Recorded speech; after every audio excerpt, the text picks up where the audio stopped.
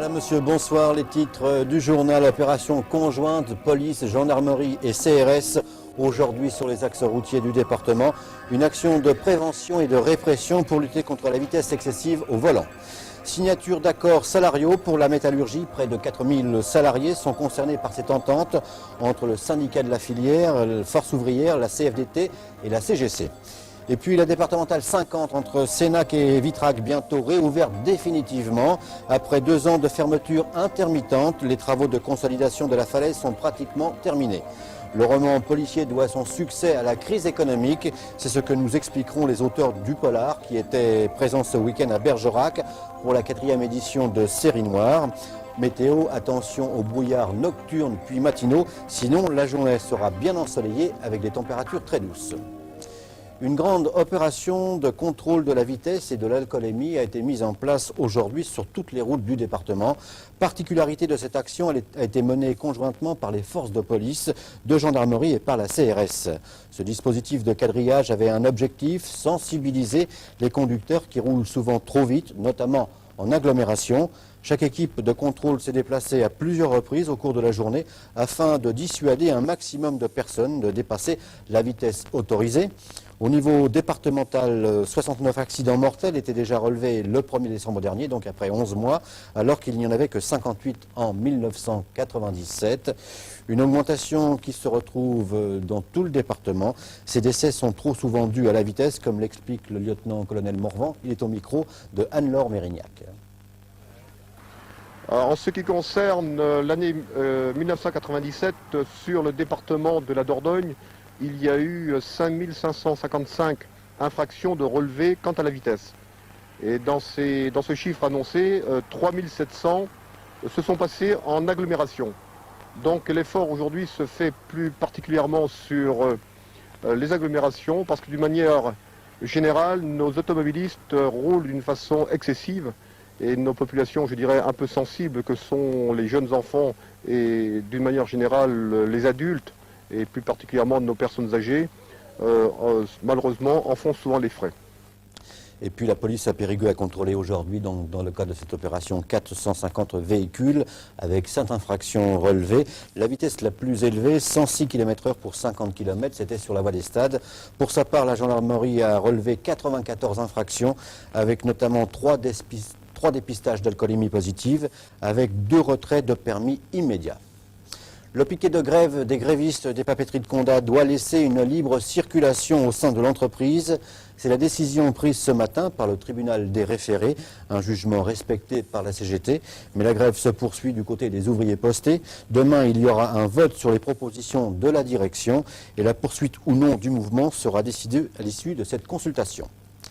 La CGC, la CFDT et Force ouvrière et le syndicat de la métallurgie de la Dordogne ont signé aujourd'hui un accord salarial. Il concerne les 4000 salariés que la branche compte en Dordogne. Cette signature renoue le dialogue interrompu depuis 2 ans.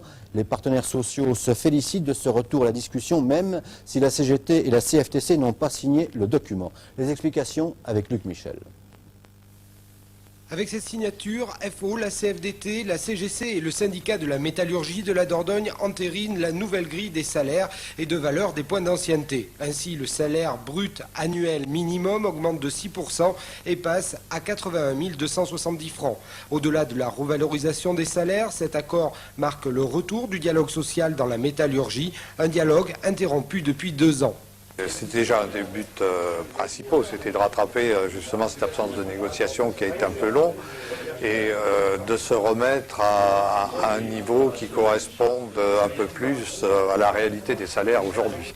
Une revalorisation estimée insuffisante de 2 à 3 000 francs par an par les salaires de milieu de grille, par la CGT qui, comme la CFTC, n'a pas signé l'accord, bien qu'ayant participé aux négociations. Pour FO, cet accord verrouille les futures négociations sur les 35 heures. C'est très important, puisque le patronat de la Dordogne, de la métallurgie, accepte qu'il y ait des augmentations de salaire parce qu'ils considèrent qu'elles sont de droit. Je ne vois pas pourquoi, dans une entreprise en particulier, lors d'une négociation sur les 35 heures, on va mettre une clause qui dit on n'accepte pas les accords sur les salaires et on fait du blocage. Les partenaires sociaux se retrouveront en juillet pour renégocier cette grille sur la base du nouveau montant du SMIC. La séance du conseil d'administration de la caisse primaire d'assurance maladie de la Dordogne, qui s'est déroulée ce matin au nouveau théâtre de Périgueux, était publique. Elle a été l'occasion de faire le point sur la qualité des relations de la CPAM avec ses assurés. Selon une enquête basée sur les réponses de 487 ayants droit, 85% se dit satisfait des services liés au remboursement. Par contre, c'est l'accueil physique qui pêche. 71% n'est pas satisfait par les horaires d'ouverture et 56% se plaint de délais d'attente trop longs, des délais qui varient de 7 à 50 minutes selon les cas.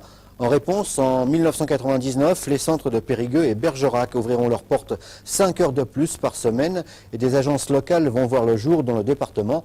La première ouvrira à Thiviers le 12 janvier prochain. Enfin, la carte à puce Vital Sésame sera diffusée auprès des assurés sociaux périgourdins dès le 25 janvier. Elle doit permettre, entre autres, de supprimer à terme les feuilles de maladie papier. Et puis le centre départemental des jeunes agriculteurs de Dordogne organisait lundi son deuxième forum pour l'installation. Pour l'occasion, le lycée agricole de Coulonnier accueillait 250 élèves en formation agricole venus de tout le département. L'objectif de ce forum était de mettre en relation ces jeunes avec des agriculteurs déjà installés, ainsi qu'avec les organisations professionnelles agricoles. Ces futurs agriculteurs ont pu ainsi poser directement leurs questions aux interlocuteurs les plus appropriés. Des tables rondes ont aussi permis aux participants d'aborder 4 thèmes, la formation, la construction et la réalisation d'un projet. Le CDGA a ainsi trouvé un relais auprès des organisations départementales et des établissements d'enseignement agricole pour informer au mieux les futurs exploitants. Et il faut savoir qu'il faut compter au moins 1 million de francs pour s'installer aujourd'hui. Un tel coût donc ne laisse pas le droit à l'erreur. Après 6 semaines de fermeture entre Sénac et Vitrac, le CD50 sera réouvert et définitivement d'ici la fin de cette semaine. C'est la deuxième tranche de travaux de consolidation des falaises qui s'achève. La première avait eu lieu au printemps. Les travaux acrobatiques ont notamment permis la pose d'un filet spécial capable de supporter de très fortes charges. Reportage Émilie Bersas, Anne-Laure Mérignac. Menacée depuis longtemps par des blocs de roches qui risquaient de se détacher du belvédère, la portion de la départementale 50 va être enfin réouverte à partir de vendredi. Les travaux, interrompus pendant la saison estivale, avaient repris le 2 novembre. Une portion longue de 90 mètres qui nécessitait une protection particulière à cause des risques encourus par les usagers de cette route. Qu'est-ce qui menace la route? Alors des blocs essentiellement. Il y a 2 ans, il y a eu un effondrement au niveau de cette lentille, un énorme bloc de 3-4 mètres cubes qui est tombé au milieu de la chaussée. Voilà. Donc pour éviter qu'il y ait d'autres blocs qui tombent, c'est la raison pour laquelle on fait ces travaux. Aujourd'hui, une vingtaine de spécialistes finissaient d'installer des filets dynamiques afin de protéger la route. On installe des filets qu'on appelle dynamiques, là, qui sont capables d'absorber une énergie de 1000 kJ, ce qui correspond grosso modo à un bloc d'une tonne qui tomberait de 50 mètres de hauteur. Un budget total de 2,9 millions de francs financé par l'État, la région et le département pour un chantier entrepris par la société Axiom. À partir de vendredi, cette portion de la départementale 50 sera définitivement sécurisée. Le roman policier et ses auteurs étaient les vedettes le week-end dernier à Bergerac. C'était la 4e édition de Suite pour Série Noire. Cette année encore, cette manifestation a connu un beau succès. Et un des points forts étaient les conférences avec Patrick Rénal, Jean-Bernard Pouy et Francis Mizio, les pères du fameux Poulpe. Ces auteurs ont notamment expliqué que le succès du polar était lié à la conjoncture économique. Reportage Thierry Pasquet. Journée éprouvante pour Patrick Rénal comme pour la vingtaine d'auteurs de romans policiers invités samedi à la 4e édition de Suite pour Série Noire. Forum, discussions et rencontres avec un public attentif et conquis auront prouvé à quel point la littérature policière reçoit aujourd'hui un accueil critique très favorable. La recette du succès du roman noir et du polar viendrait de la manière très spécifique d'aborder le récit, du rythme, un début et une fin avec entre-temps des problèmes à résoudre. Bref, une histoire plus proche du réel et mieux perçue par les lecteurs, parce que le polar réagit souvent sur la vie quotidienne. Donc la littérature générale, depuis le nouveau roman, s'est un peu enfermée dans l'intimisme, dans la recherche, dans l'analyse. C'est pas une critique, hein, c'est un fait. Et que donc elle a laissé le champ libre aux autres littératures pour s'exprimer sur le présent, sur le réel, sur le monde. Et bien évidemment, depuis, disons, le renouveau du polar français, c'est-à-dire depuis les années 70, le monde réel, le monde politique, l'idéologie sont des cibles favorites ou des vecteurs favoris de la littérature noire. Littérature populaire par excellence, la série Le Poulpe, créée par Jean-Bernard Pouy et portée récemment au cinéma, a également prouvé que le genre policier pouvait être un lieu d'expression idéologique et politique. Mais d'une façon générale, si le polar est de mieux en mieux écrit, il n'en reste pas moins lié à un cycle de vie. La littérature policière fonctionne en effet bien dans les périodes de crise. Les années 30 ont vu naître la grande école américaine du roman noir et les années 70 l'essor de l'école française. Actuellement, le succès du polar semblerait être à son apogée. On entend dire que le polar, là, qui depuis 10-15 ans cartonne, va rechuter pour revenir à la comédie, et à la comédie sociale. Ça serait, on dit, un mouvement qui est en train de s'amorcer aux États-Unis, sachant que les États-Unis sont assez formateurs de mode d'expression via la télévision. C'est-à-dire que le polar, les images violentes, sachant que les journalistes aussi font de plus en plus de polars en direct, avec les poursuites en hélicoptère de gens, et il y a le public est un peu gavé et cherche un peu plus de sens. Peut-être est-ce la raison pour laquelle Francis Mizio amorce ici sa reconversion. Il vient d'écrire sa première pièce jouée samedi par le Melchior Théâtre. Ou comment associer l'intrigue policière à la comédie sur des planches, le genre est encore très peu exploité. C'est la fin de cette édition. Merci de l'avoir suivi. Dans un instant, Alain Graville pour Ciné Cinéma, avec notamment une interview de Patrick Schulman, le réalisateur du film Comme une bête, qui sort aujourd'hui sur les écrans nationaux et départementaux.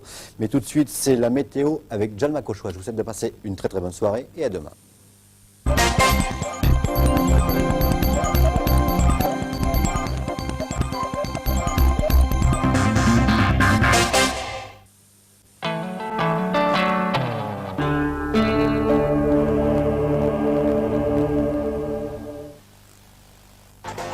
Zap Annonce, votre journal gratuit de la Dordogne. Chaque semaine, plus de 100 000 exemplaires distribués en boîte aux lettres. Pour vendre, louer, acheter, un seul numéro de téléphone, le 05 53 45 45 85. Zap Annonce, 6 rue des Mobiles à Périgueux.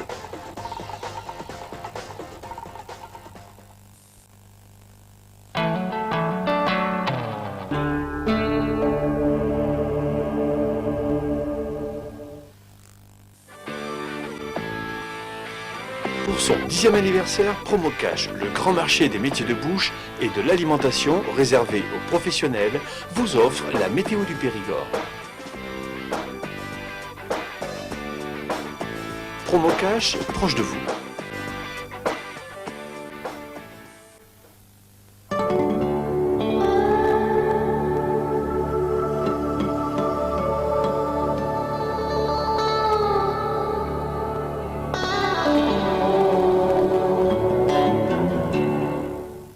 Bonsoir à vous, quel temps aurons-nous demain? Nous allons savoir ça tout de suite en regardant la carte envoyée par Météo France Bergerac pour demain matin.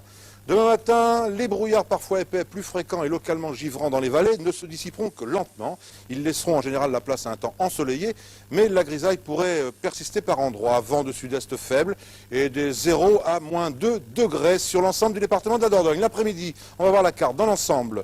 Soleil et douceur au programme, mais le temps gris pourrait persister par endroits, Bergeracois et Sarladais notamment, vent sud faible, et au niveau des températures, c'est assez doux après tout, puisque nous aurons des 13-14 degrés. Les numéros de Météo France Bergerac, n'hésitez pas à les utiliser, je vous le dis tous les soirs, 3615 code météo, 08 36 68 02 24, et demain nous embrassons Gaël, masculin ou féminin, comme on veut. À demain.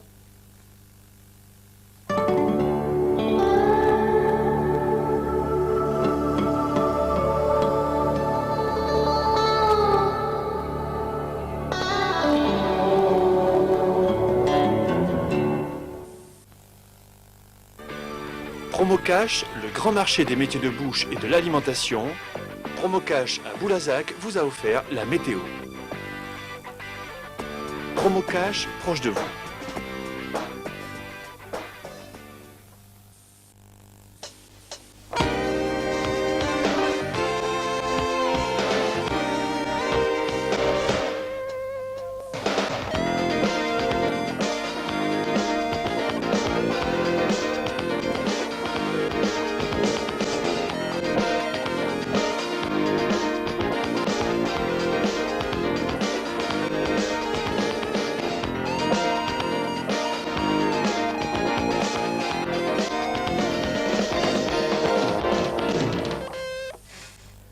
Salut, bienvenue à bord et merci de nous rejoindre sur Aki TV pour notre point en 13 minutes sur l'information cinématographique. Attention, aujourd'hui, émission spéciale puisque nous avons rencontré pour vous Patrick Schulman et Sagamore Stevenin, respectivement réalisateur et acteur principal du film Comme une bête. Présentation du film et interview dans cette émission. Nous évoquerons également Le Prince d'Égypte, le premier dessin animé produit par DreamWorks et réalisé par Brenda Chapman. En ce qui concerne le film test, eh bien, vous formulerez vos réactions sur le film Monkey, la comédie d'Hervé Palude avec le duo explosif Cantona et Jacques Villeray. Nous finirons cette émission en évoquant le top 5 et la sélection de Ciné Magazine, avant de finir sur les films et les salles sur l'ensemble du département. Voici Le Prince d'Égypte, sorti ce mercredi 16 décembre. Sachez qu'il s'agit du premier dessin animé produit par DreamWorks. C'est un dessin animé qui a été réalisé par Brenda Chapman, avec notamment les voix de Ralph Fiennes, Danny Glover ou encore Val Kilmer. C'est ici l'histoire des 10 commandements qui nous est présentée. Moïse, enfant trouvé sur les eaux du Nil, est élevé par Ramsès comme un véritable prince d'Égypte, mais sa destinée va en réalité le conduire à libérer son véritable peuple, les Hébreux, du joug égyptien. 1h39 d'animation avec de magnifiques décors égyptiens et des scènes de foule admirablement bien reproduites. Bref, DreamWorks semble avoir réussi son pari.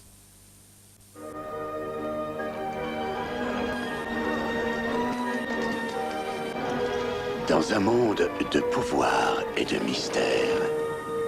Fleuve, oh fleuve, emporte pour moi ce changement. Un enfant est trouvé par une reine. Viens, Ramsès. Nous allons présenter à Pharaon ton nouveau petit frère, Moïse. Et élevé dans la famille d'une puissante dynastie. Deuxième né, deuxième à l'arrivée. Pas pour longtemps. Ils étaient les fils d'un roi. L'un était né pour régner. Je porte le poids de la couronne de mon père. L'autre choisi pour guider. Tu n'es pas prince d'Égypte. Qu'est-ce que tu dis? Demande à l'homme que tu appelles père. Je ne peux pas rester ici plus longtemps. Moïse, non! Tout ce que je pensais être la vérité n'est que mensonge. Abandonne ton mépris de la vie avant qu'il ne détruise tout ce qui t'est cher. Je ne serai pas le maillon faible. Les soldats, ils arrivent!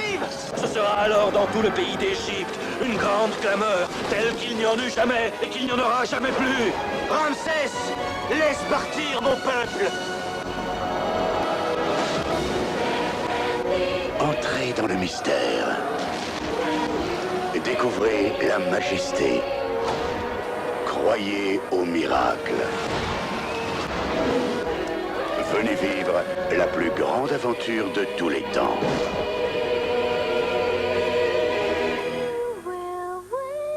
Le Prince d'Égypte.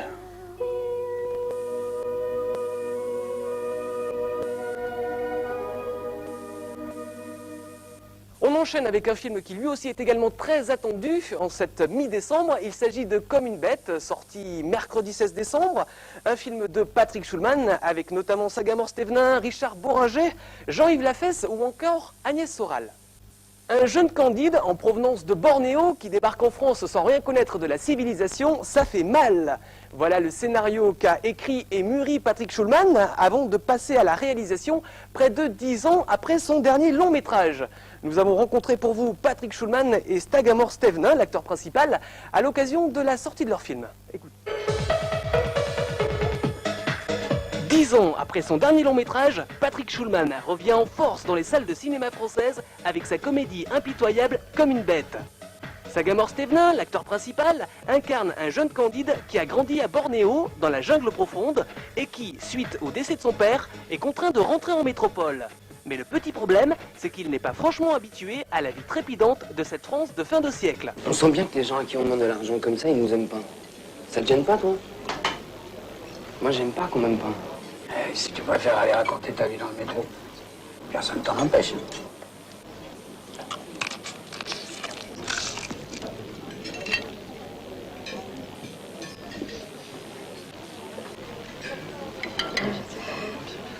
Pourquoi ils nous regardent comme ça? Parce qu'ils osent pas faire comme nous. Ce naïf, fraîchement débarqué de la jungle, évolue de découverte en découverte et va essayer d'appréhender et de s'intégrer à la vie urbaine. Mais au fait, Patrick Schulman, comment décrire ce héros? Pas mettre les coudes sur la table. Donc c'est pas un Tarzan, c'est pas un demeuré. Il a donc une idée complètement idéaliste de notre société. Et à la mort de son père, il va devoir prendre le premier bateau pour la France. Et il va donc découvrir la civilisation avec ses yeux, c'est-à-dire celui de quelqu'un d'à la fois instinctif, mais qui a une conception très idéaliste de notre société. Et il va évidemment rencontrer que des personnages qui sont plus... Il va donc prendre un bateau pour la France et il ne va rencontrer que les personnages qui incarnent les travers de notre société. C'est-à-dire toutes les petites choses sur lesquelles il y a des pertes de référence, des doutes, enfin les choses qui vont pas bien. Mais c'est traité d'une manière drôle, qui a un ton un peu Boris Vian, si vous voulez, avec des petites incursions quand même agressives, genre Tarantino. C'est pour ça qu'on dit c'est une comédie impitoyable.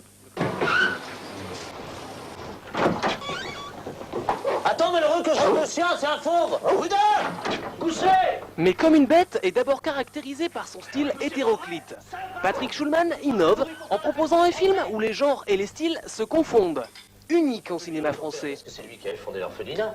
Oui, parce que ce mélange de genres n'est pas habituel dans le cinéma français. On n'a jamais fait. C'est un film qui passe vraiment sans prévenir de moments de pur comique à des moments qui peuvent être violents, à des moments de poésie, à des moments de trivialité. Et c'est un mélange de genres très très hétéroclite. Et c'est vrai qu'il faut peut-être que les gens soient prévenus avant de venir voir un film. On rit énormément et on est déconcerté par moments par le reste. La fille, elle me regarde toujours. Elle convoite ta verre. Qu'est-ce que ça veut dire? Tu lui plais. Pas moins de 127 jours de tournage pour Comme une bête, dans des conditions parfois difficiles. L'équipe a dû se déplacer à Bornéo, les extérieurs ont été tournés à Marseille et les scènes d'intérieur à Paris. Mais 127 jours, ça doit laisser des souvenirs, non? C'est la question piège à laquelle je devrais toujours prévoir des réponses, parce que j'en ai jamais. Il y a beaucoup peut-être. Oui, sur 127 jours, il y a énormément de choses. Il y a eu plus souvent d'ailleurs des impondérables et des choses extravagantes que des beaux souvenirs. Les beaux souvenirs, on les a rétrospectivement, quand tout est fini, quand le public aime le film. Pour l'instant, on a surtout l'accumulation d'énormément de soucis, comme par exemple de tourner sur un bateau qui était hacké à Marseille, et le lendemain, pour tourner la suite de la scène, on ne pouvait plus accéder au bateau parce qu'il y avait une digue qui avait, à cause de la tempête, qui avait éclaté, des roches étaient tombées, on était obligé de tous repasser par des bateaux et monter à l'échelle de corde sur un gros cargo. Et les gens n'étaient pas du tout préparés, ni habillés pour, enfin ni les nanas avec des talons, enfin c'est assez pittoresque ce genre de choses. Puis on en a eu, je crois, tous les jours des comme ça. Vous avez ce que vous vouliez? Oui. Alors embrassez-moi. Un film qui a également révélé l'incontestable talent de Sagamore Stevenin. Et au final, une collaboration avec le réalisateur plutôt bonne. Claudia, là, je crois que vous vous égarez. Mais non, avec les acteurs, c'était une chance inouïe qu'une rencontre entre Sagamore Stevenin et le personnage. C'est quelqu'un qui s'est impliqué comme très peu d'acteurs s'impliquent. Il est parti à Bornéo, il a travaillé dans l'orphelinat d'orang-outan où il faisait 45 degrés dans les infirmeries des singes, etc., qu'il fallait soigner. C'était extrêmement pénible, mais il voulait s'imprégner de ça dans son personnage. Et puis à tous les niveaux, il s'est particulièrement imprégné il y a eu une rencontre, je crois, entre lui, sa personnalité, des choses qu'il avait envie d'exprimer, et l'opportunité, à travers un film comme ça, justement, d'exprimer des émotions très très différentes.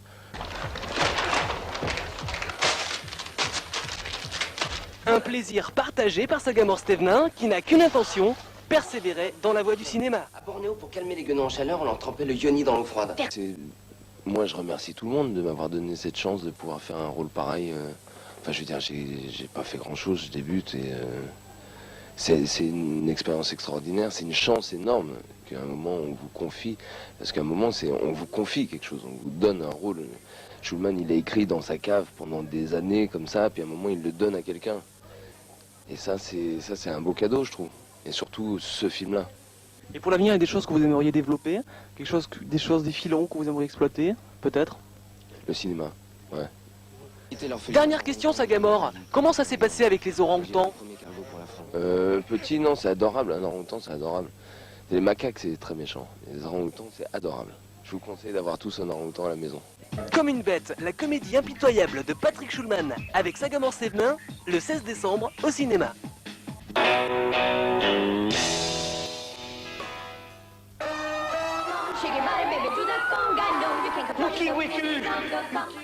On enchaîne sans transition avec le film test et vos réactions à la sortie des salles. Cette semaine, vous pourrez les formuler sur la comédie d'Hervé Palude, Mookie. Dans les salles depuis le 9 décembre, on retrouve le duo Cantona et Villeray. Un moine missionnaire recueille sur le bord d'une route un jeune chimpanzé du nom de Mookie, un singe qui présente la particularité de parler. Il s'agit alors d'échapper aux scientifiques et de quitter le pays. Comment faire? Peut-être remonter à bord d'une voiture conduite par un boxeur un petit peu fou. Regardez. Vous êtes qui, monsieur Capella? Un boxeur, un bandit ou un petit peu tout à la fois? Mais vous raisonnez vraiment comme une pantoufle, quoi. Dis-moi, connard, tu l'as mis où, les singes qui parlent? Alors là, on va s'amuser maintenant, hein? Eh ben voilà, ça y est, elle a vomi. Et sur votre veste en plus. Ça va vous paraître ridicule. Ta gueule. Ta gueule, ah non! Elle est énervée, là. Tu te rends compte que j'aurais pu blesser quelqu'un? Oula! Oh, mais qu'est-ce qu'il est con, ce bonhomme!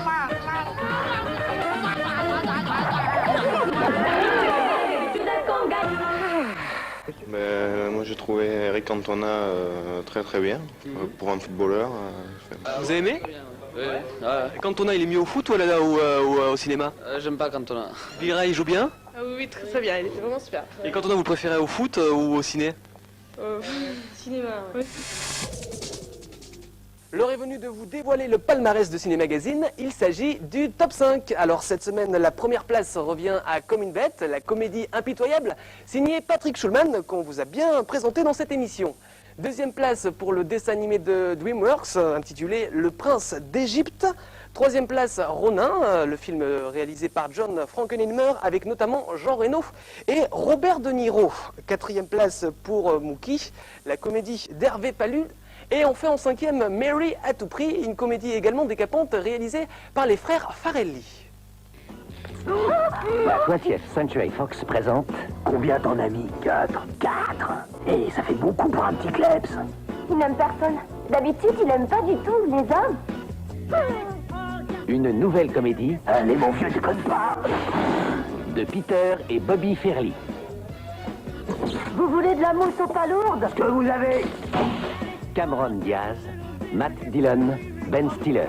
Tu vas où, toi? Arrête, mais calme-toi, bon Dieu, qu'est-ce que tu fous? Moi, je vais vous fermer là, ça va? Mais putain, mais vous êtes dingue! Ça va. Marie à tout prix.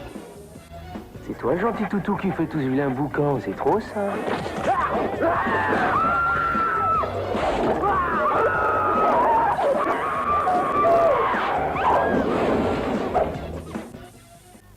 On enchaîne avec quelques informations très pratiques concernant vos films et vos salles sur l'ensemble du département, avec également un petit nouveau qui nous a rejoint. Il s'agit du cinéma du Buisson. On y va.